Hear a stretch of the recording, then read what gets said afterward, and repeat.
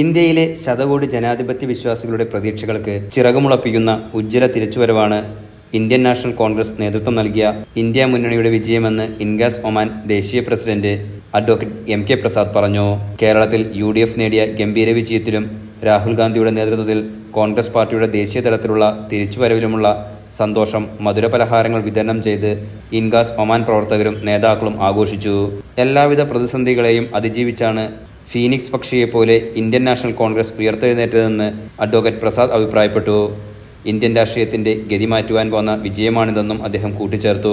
ഇന്ത്യയുടെ മതേതരത്വവും ബഹുസ്വരതയും ഇല്ലാതാക്കുവാനുള്ള ശ്രമത്തെയാണ് ഇന്ത്യ മുന്നണി എതിർത്ത് തോൽപ്പിച്ചതെന്ന് വർക്കിംഗ് പ്രസിഡന്റ് നിയാസ് ചണ്ടയാട് പറഞ്ഞു.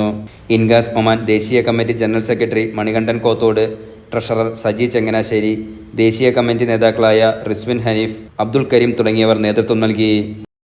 Enlight news Oman.